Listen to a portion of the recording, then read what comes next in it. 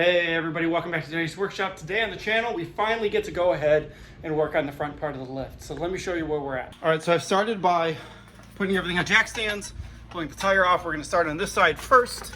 So what we need to go ahead and do, pull the caliper.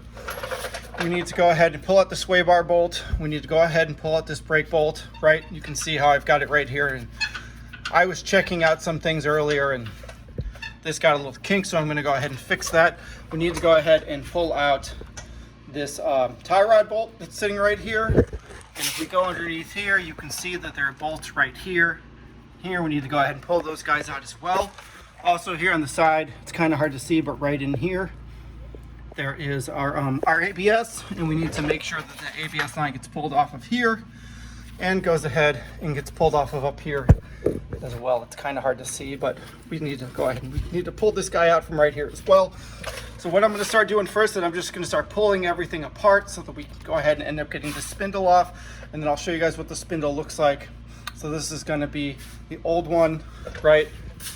And then we have our new ones that we painted that are sitting right here. So as soon as I get to that part, I will bring you guys back along.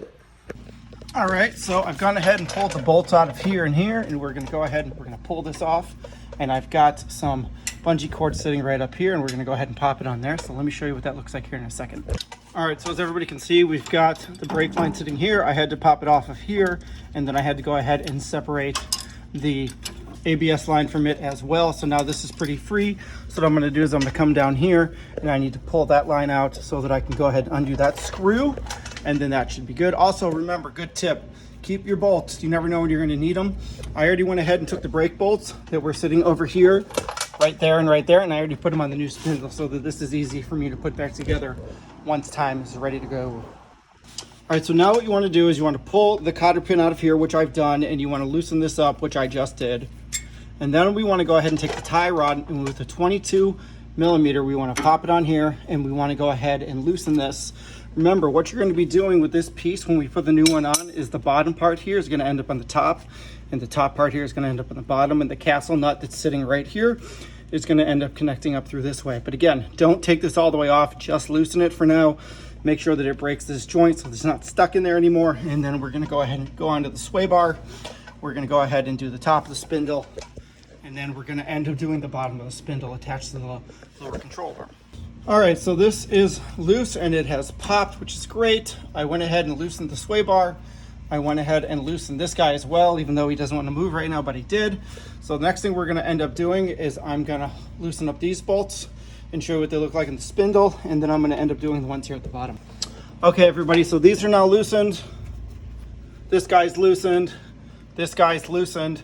I'm going to go ahead and take a 17 box end wrench and pull all four of these out. Also, remember, when you pull these out, you got to go evenly. So do like a half a turn here, and then subsequently on the bottom ones as well. And before you can even assemble this back together, we need to take a C-clamp to our brake pad so that we can make sure we make room to go back in our rotor. Another fun fact, don't put the rotor on the ground. The concrete could go ahead and scratch or course the end of it, and we don't want to give our brakes any reason to not work. So I'll be back in a second.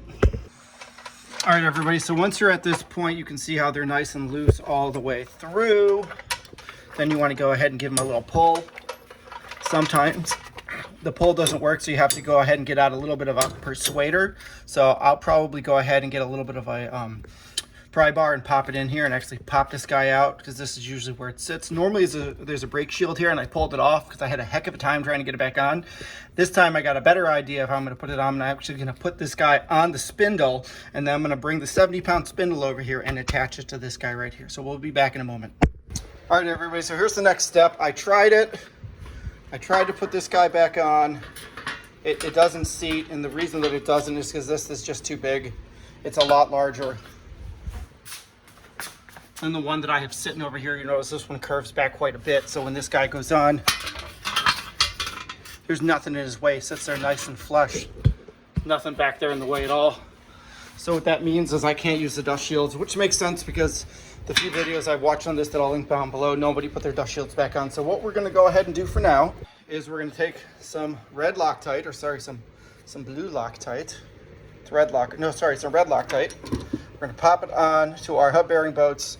We're going to pop them into here. We're going to put it on, and then we're going to take this piece. We're going to remove the remaining spindle out of there, and then we are going to start hooking everything back up. And so far I'm at about 40 minutes, so I'm pretty happy. So hopefully this doesn't take much longer. All right, everybody, turn this fan off. As you can see, this is where we're getting all our lift from. So these guys are about the same up top. Then you can see where the bolts connect to the lower control arm. This is where those bolts connect. So you can see the 4 inches that we end up getting once our hub is sitting back on there. So I think this looks great. This is ready to go. Let's go ahead and finish pulling the ABS lines off so we can get this guy installed. All right, so here's what it looks like. So the spindle came off of the bottom down here. Tie rod needs to go ahead and be spun. I'm gonna end up doing the spin counterclockwise as opposed to clockwise. I'll do clockwise on the other side and counterclockwise on this side. That way the rack stays the same.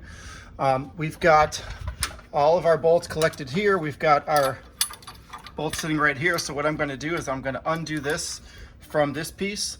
I'm going to see if we can use this. If we can, great. If not, I'm going to go ahead and pop it off. This guy I'm going to keep attached because he's going to end up going back here on the sway arm or on the upper control arm, and sitting right back in here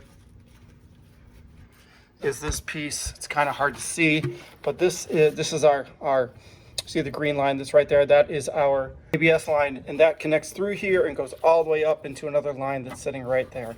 So what we want to go ahead and do is we want to disconnect it from here. That way we have plenty of slack when we go ahead and we put this back on, because where this guy came in the side, on the new piece, it's going to go from down below and it's going to go up, and it's again going to go 4 inches lower. So we need to go ahead and finish prepping all this out. So I'm going to go ahead and finish undoing this little bit of a nest, and then I'll catch you guys up once we're ready to go ahead and put the spindle arm on.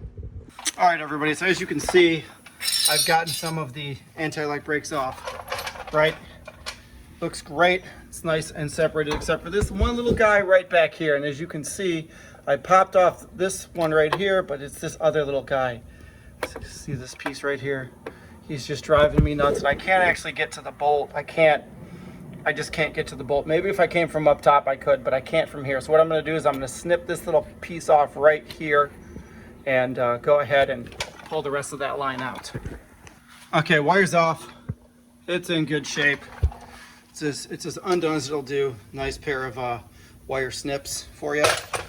So now that we've got everything done and ready to go, we're going to go ahead and put the spindle on. So let me go grab that for you right now. We're going to start by putting it in here, putting the bolts in it.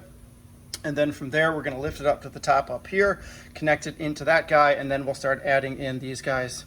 Remember, this one is going to go this way, and the other one's going to go the other way. That way we are as in unison as we can be. All right, everybody, so it's in. I got the bolts in on both sides. Oh, and I meant to tell you, red Loctite is bad. For this kind of application, we want to go ahead and use blue. So what I'm going to do is I'm going to pop a little bit of blue right in here on both sides. I'm going to go ahead and torque them down. I think it's 87 foot-pounds, but I'll put it down here in the notes. And then we're going to go ahead and take this guy, pop it up here, add in the tie rod, and just start putting this sucker back together. But it's coming along, boys and girls, and I am super excited. All right, everybody, it is in. Cotter pins here, cotter pins here. Tightened up this number 22, just put the rotor on. Everything is good. Now I'm going to go ahead and take the brakes. I'm going to pop those guys on. The bolts in my hand, and we're going to see how close we can get. Once I get the brakes on, I will go ahead and pan back and show you guys where I'm at. All right, everybody, it's been about an hour and a half. I have the brakes on. I have the brake lines good. I have the ABS connected. You'll notice I use this guy again, and then I use this one down here. There's another one that goes down here, but it doesn't want to connect to it yet, so I'm going to need to do a little more work.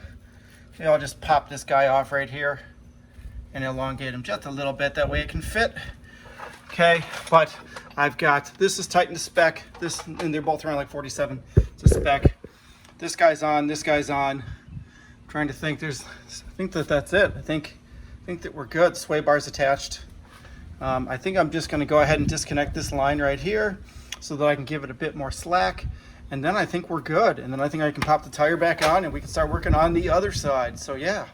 All right, everybody, and because I'm using factory wheels, I need to go ahead and add this 1 1/4 inch spacer on here, and like so. So what I'm going to do is I'm going to Loctite all the individual threads. I'm going to pop these guys on, then I'm going to pop this wheel on. I'm going to spin it down with its original hardware because they're all the same, except these are shaped a bit differently. And then we're going to pop the wheel on and see how it looks. All right, everybody. Here we go. Here is the final. We've got our 4-inch on the back. We've got our 6-inch on the front. So from ground to top of fender on both of them, they are at 40 inches and they're within 1/8 of an inch. So I mean the leveling on this could not be better. Let me show you what it looks like when it's not on the curb. See our MaxTracs and everything just set up super well. The only thing I haven't done, and I'll bring it back for a future video, is the brake lines. These guys right here. When I pick this guy up and I do full droop, it drops another 5.5 inches. This is got just a little bit of life left in it, which means everything down here has got just it's wiggly enough. But if I then try to go ahead and pop this bolt right here into the spindle, it may snap this, and I don't want to do that. So the extra 1.5 to 2 inch brake lines that I got for this, I will put in. I'm just going to do them, for this. I will put in, I'll just do it at a later time. But other than that, I can't be happier. Now, I will say, I have almost a Bubba truck here where I've got factory wheels, factory rims, factory tires, and there's all that wheel well, so we are going to fix that. So I'm trying to figure that out right now, and you can see in the back, everything's normal. Nothing's odd. The rough countries do great. They're not giving me any issues whatsoever. But yeah, this is our stance. Carrier bearing. Back to the carrier bearing. I am getting a little bit of issues with the carrier bearing. I went ahead and I readjusted them again. I loosened up the bearing itself and then drilled the screws back in, and it took some of the drive shaft wobble away. There still is wobble when I start up, but when I coast or when I don't have any gas on, I don't feel anything, which is great. I will say this though, I'm going to go ahead and I'm going to get a shim kit. I'm going to start popping different shims in there, and I'll let you guys end up knowing what I ended up going with. But for right now, this is working out. This is working out really, really well. I'm loving the drive. I'm loving how it feels. It's definitely a difference with the way this is set up. You know, it's a little more cumbersome. I'll be honest with you. For that 6 inches to go ahead and get in here. You know, it doesn't look like it would be that bad, but Tacoma or Toyota, I will go ahead and get one of the aftermarket OEM style handles for here, because I have found myself grabbing this and I don't like that. So we're gonna do that. I don't know why you guys didn't put it in. You put it in there, you didn't put it in here. It doesn't make a ton of sense to me at all. Anyways, so that's the truck. That's what we've done. I'll put up another video sort of going through the entire process of how to do this, and then once I go ahead and start shimming those carrier bearings, I'll work on that with you guys as well, and I'll show you how that's all gonna go. And then once I get wheels figured out, again, I'm thinking of some gold methods. That's what I'm looking at right now. They're a little bigger than these. Are 17x9s. I think the factories are 16x7. I gotta double check. I really don't remember. Anyways, if you guys like this video, please go ahead and drop a like down below. If you've come along this far and you're not subscribed, please go ahead and hit the subscribe button. It is free. And if you've got any questions or comments, please go ahead and drop them down in the comment section below. And as always, have a fantastic week.